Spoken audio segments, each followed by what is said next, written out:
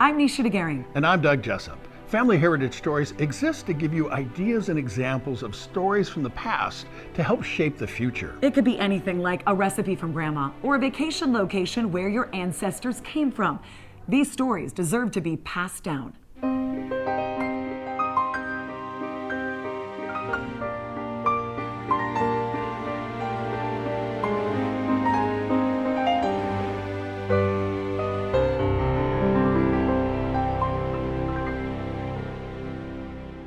In this episode of Family Heritage Stories, we ask people to share a story about their grandma or grandpa. We will also be finding out more about heritage and culture as we travel.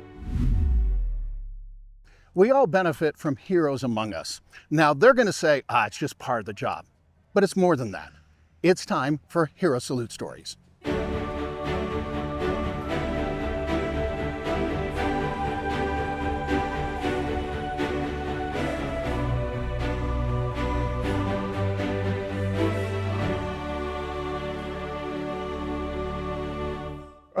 We were in Vietnam. She was a Red Cross unit director. I was a platoon leader with an aviation reconnaissance platoon with an aircraft troop with the 101st. We met in a mess hall and struck up a conversation where we were at Camp Eagle. It was pretty far north in South Vietnam. And anyway, short version, I had an extra can of Arid Extra Dry spray deodorant, which you just couldn't come by where we were. And I gave her that can, and she gave me the rest of her life. Wow. And Diane, from your perspective, how was meeting Ben for the first time? It was very nice, very pleasant. But quite frankly, I thought he looked like an Ivy League guy, so I had no interest really until he gave me the can of Air Extra Dry. I have to tell you, he stood up in the middle of on the steps of his hooch. I was standing in the middle of a dirt road. No one was around. That was good. And he stood up and he said, on behalf of myself, General Zeiss, and the entire 101st Airborne Division, I present you, Diane Zetterval, which was my maiden name, with this can of Air Extra Dry. He had me at his sense of humor. I just laughed. It was so fun. Oh, that's awesome. So, so you met in Vietnam. Mm-hmm. So what happens when you guys get home? Well, we'd made plans. Diane's parents were great about setting up everything for the wedding. My parents' family came, and it was a wonderful wedding. And it was a miracle, really, that we got together. Ben was from Tallahassee, Florida, and I was from Bellevue, Washington, and we met all the way on the other side of the world and fell in love. And I was stationed there at Eagle for a couple of months, and then I was promoted and transferred further south twice. And there's all kinds of stories which we won't go into about him getting to see me at Christmas and all those kinds of things. Wonderful. But and I came home about 2 weeks before he did. And then my parents and I met him at McChord Air Force Base, and he stayed with us a couple of days and then went on to his new assignment at Fort Rucker, Alabama, and that's where we were first stationed together, of course. And I was out of the Red Cross by then, but did lots of volunteer work throughout his Army career. Right on. So I have one more question for you guys. So timeline-wise, so you meet in Vietnam, and, sometime later, you come home, you have this wedding. How long was it between those two, like, meeting, coming home, and getting married? How long were you guys? Probably 8 months. Yeah. Wouldn't you say? I think that's a good guess. About 8 months. Yeah. That's awesome. And we talked to when I was down further south, we talked to each other every night on a phone system, which was really strange. I mean, it was like over and stuff like that. And there were operators. We had to go through 5 operators. It was all landlines. on military crank phones. And the operators were fantastic. We knew they were listening, which is, we didn't care. We got to talk. And they did say some things once we got engaged, which was in Vietnam. Yeah, it was like hooray or something like that. That's awesome. Yeah. Well, thank you so much for sharing your story with me. Sure. Hero Salute stories are made possible by the generous support of viewers like you. Go to fedorafoundation.org to donate today.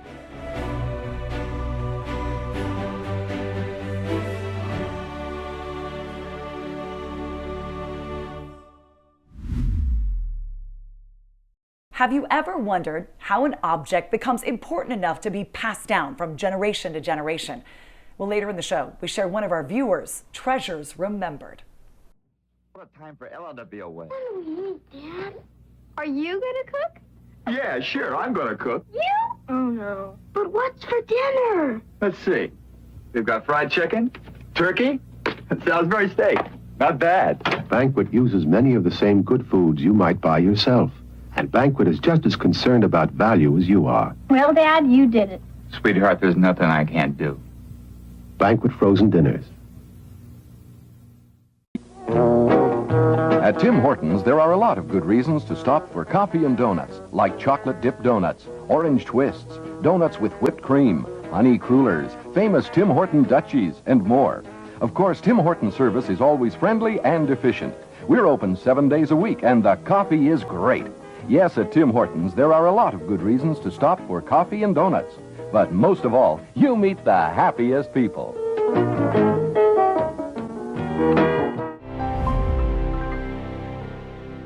There's a special bond between grandparents and grandkids. Tell me a story about your grandma or grandpa.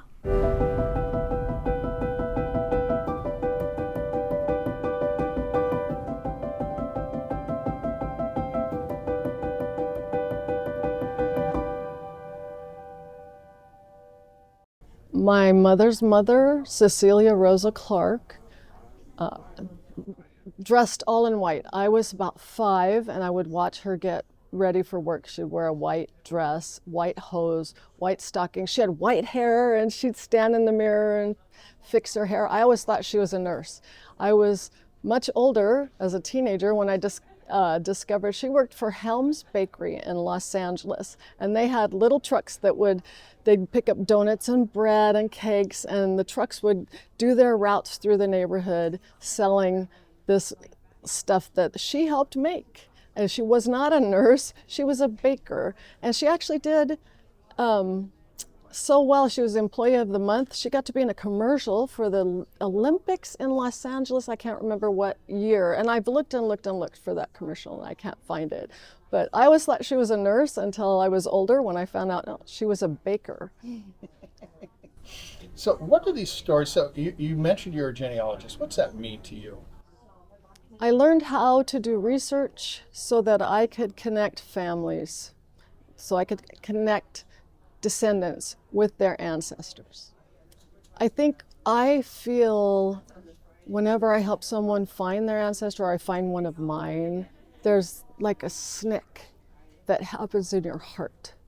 And for me, I can hear it, I can feel it. I feel that puzzle piece, like, can you hear the sound of the puzzle piece when you put the puzzle and it goes, it just makes that little, it does that in my heart when I find an ancestor or when I help someone find one of theirs. And you remember, it keeps their memories alive. By helping them find their people, it keeps the memories of those people alive. Okay, Robin, please say and spell your name. Robin Hoyer, Robinheuer. Okay, now, Robin, what was your maiden name? Johnson. Okay, just out of curiosity, where did you go to elementary or junior high? East Whittier Junior High School in Whittier, California. Okay, that just so happens to be the same as me. Just how is that, like crazy or what? That is totally serious. It's like, okay. What are the odds? I'm Robin Hoyer. You're watching Family Heritage Stories. We'll be right back. Your history is everywhere, if you know where to look. But searching through all this? Are you kidding me? Actually, Kindex makes it easy to gather records and add them to your online archive, so everyone can jump in and index their records, making every word searchable. With Kindex, I know them anyway.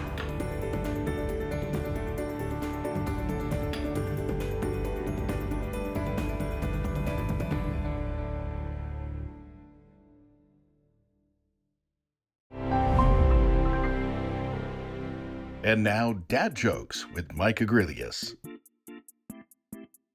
Why do flamingos stand on one leg? If they lifted both, they'd fall. And here's the joke that started it all off for this book. What's the difference between a well-dressed man on a bicycle and a poorly dressed man on a unicycle? A tire. All from the book, Whatever Floats Your Goat, the granddaddy of dad jokes for kids and old goats. What does heritage mean to you?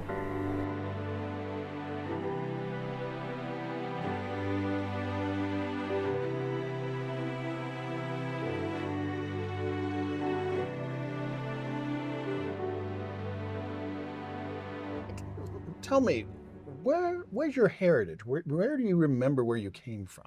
Well, I was always told that I was half German and half English. Mm-hmm. And that was all I knew. Until about 3.5 years, well, 3 years ago, I visited Ireland with my now husband. And we were in the county of Wicklow, in St. Kevin's monastic site in the cemetery in Glendalough. And every time I walk underneath arches in Europe, I ask myself the same question. I say, oh, if you could talk, what would you say to me? Mm-hmm. And of course, they never do. But I always imagine all these stories, you know, like, of the joys and the sorrows and the hardships and what lifted them and gave them strength. And as I proceeded into this cemetery, I passed under the arches, and they're double arches. So that will be a picture I want to give you. Okay. Because I want people to just see the magic and majesty of these. And I thought the same thing as I was walking under them, and I got to the other side, and clearly a voice spoke and just said one thing, Mary. I whipped around because I was with a tour group and there was no one back there. I turned to John and I said, did you just call my name? And he turned around, looked at me and he said, no, but what's happened to you? I said, someone just called my name in the most loving, tender, remembering, like they'd been waiting for me voice. And he came over by my side and we walked about 5 steps and looked down, and there was this gravestone that said John and Mary. And I paused for just a minute. He looked at me, we looked at each other, and I began to feel this vibration inside. Just then the tour leader said, what are you guys doing? Everyone's left, come on up. All right, so then we quickly left. But the entire rest of the trip, and after I got home for a couple, 3 weeks, all I could listen to was Celtic songs. I kept thinking, I'm supposed to move here. That's what this is. I'm supposed to move to Ireland. And I said, but I don't have any Irish in me. And I said, how about you? And John said, well, I don't know. I said, what do you mean you don't know? I said, your name's Giesler. You're probably German like me. And he goes, well, that's my adopted name. Oh. And I said, well, we need a 23andMe. So signed up immediately. We got them back. This man is 77% Irish. Wow. And I'm 25% Irish. And then we began to research farther and farther. Both of our families lived in England. Both families left in the 1750s and moved to where? Wicklow, Ireland. No way. And there we were with heritage in Ireland. And that's why we returned just 3 months ago to be married there. because there was a connection there. And see, that's the whole spirit of the show, you know, of that, to be able to kind of step literally and figuratively in the steps of your ancestors. I mean, there's just no feeling in the world like that, because in my mind, everybody wants a sense of belonging. Absolutely. Later in the show, we share one of our viewers' treasures remembered.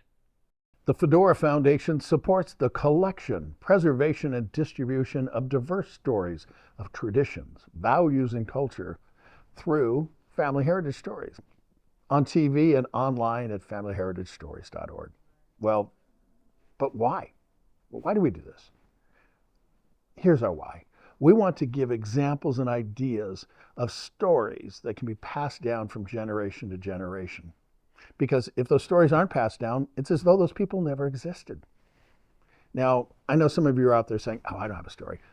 No, everyone has a story. Stories have power. They help us understand each other. One of my favorite stories was from a woman by the name of Romaine, 103 years old. I asked her, Romaine, do you remember the first time you drove a car? Her eyes lit up and she started moving her arm in rhythm. So, oh yeah, it's my daddy's 1917 Ford Coupe. I was 12 years old. I ran it into the ditch, and Daddy made me go into the garage and do 50 shift patterns before he'd let me drive it again. That was the story. When Romaine passed away, I went to her celebration of life, and her family surprised me, gave me a big hug, and said, Doug, I don't think you understand what that interview meant. We'd never heard the car story. We watched with Romaine over and over again, and now we have her story in her words that we can keep forever. The power of stories is amazing. The power to connect generations through stories. Wow. Please learn the stories of your grandparents, and then in turn, pass those down to your grandchildren. Because as Deanne Jensen said, when they're gone, they're gone. And then you wish you would have asked them, how did you get through those tough times? Broadcasting from Lanny Bernard Gallery, you're watching Family Heritage Stories. We'll be right back.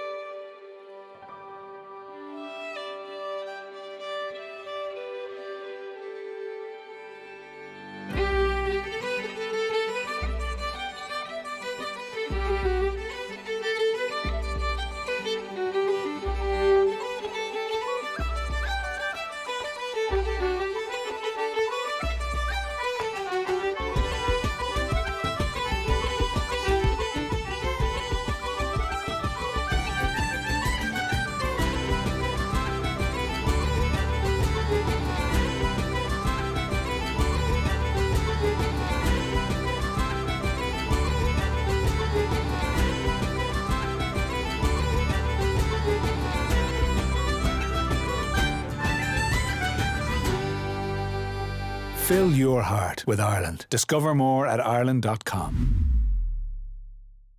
You learn a lot about traditions, values, and culture when you travel. This week, we are visiting the southwest of Ireland. Wait a minute, this doesn't sound like Doug Jessop. That's right. My name is Zach Barry, and I'm the editor. Anyway, the southwest corner of the Republic of Ireland is famous for their bright green pastures and numerous national parks. Now, the easiest way to get around these rural areas is by car. Here's something you might not know. With a valid American driver's license, you are allowed to rent and drive a car in Ireland. Just make sure that you stay on the left side of the road. We drove down the narrow rural roads until we came upon the quaint town of Killarney in County Kerry, where you can find the Muckross Loop, an 11-mile path around the Muckross Lake. There are many ways to get around. You can take a horse-drawn carriage like these people.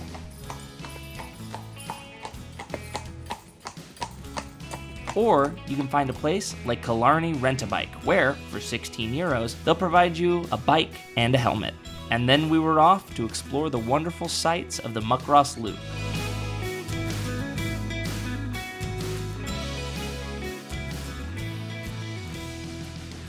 Our first stop took us to a majestic-looking building.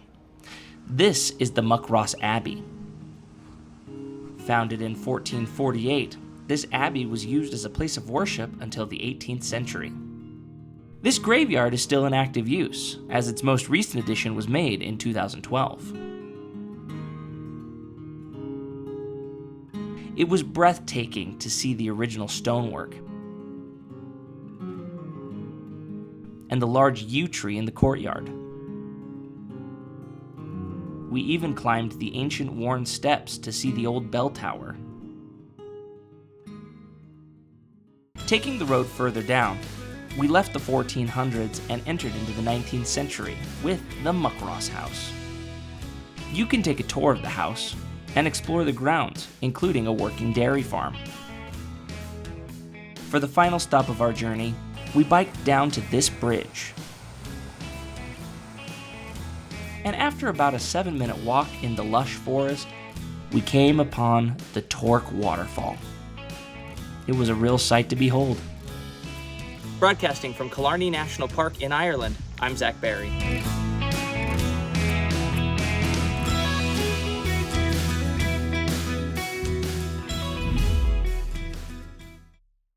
Objects with stories, our treasures remembered.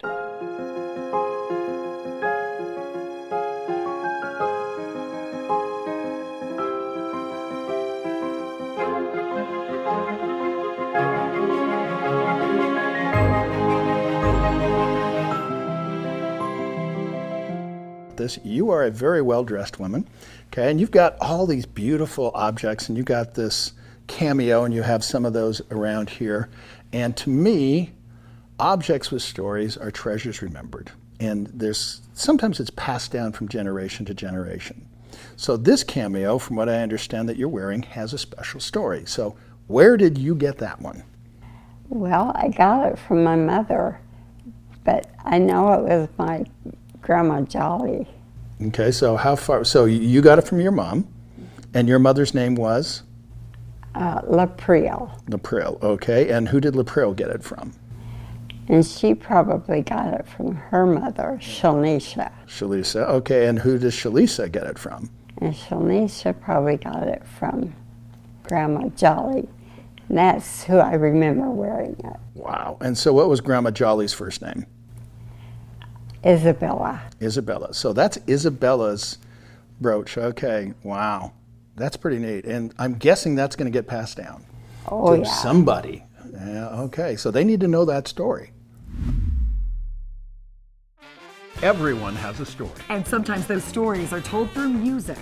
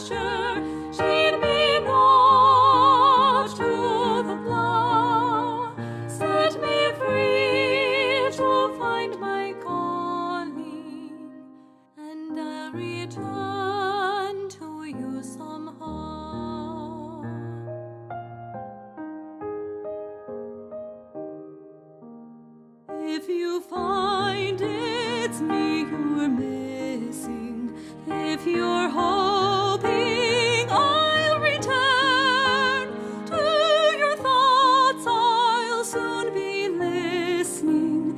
In the road I'll stop and turn, then the wind will set me racing as my journey nears its end.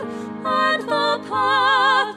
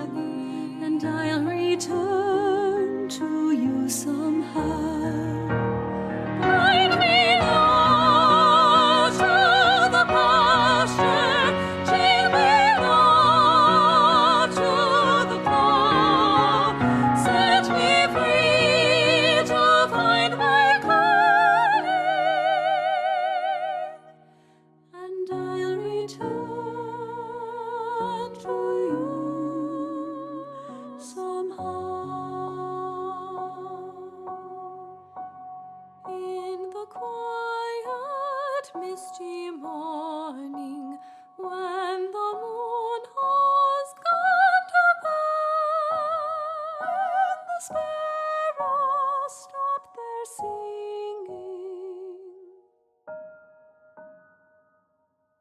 I'll be homeward bound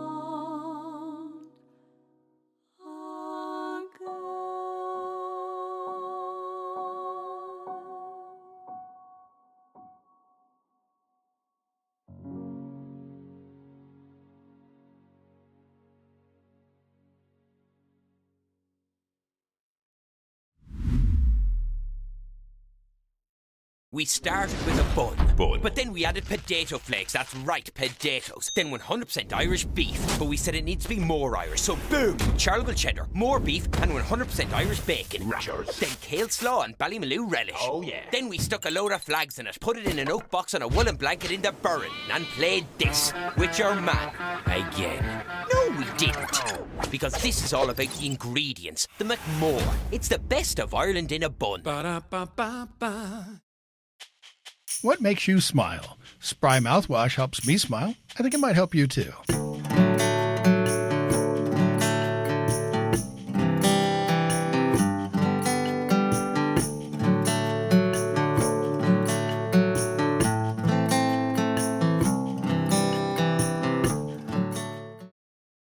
It's our honor to be able to help people remember where they came from. The Fedora Foundation supports the collection, preservation, and distribution of diverse stories of traditions, values, and culture through Family Heritage Stories, on TV and online at familyheritagestories.org. How do you want to be remembered? With another episode of Family Heritage Stories, I'm Nisha DeGaring. And I'm Doug Jessop.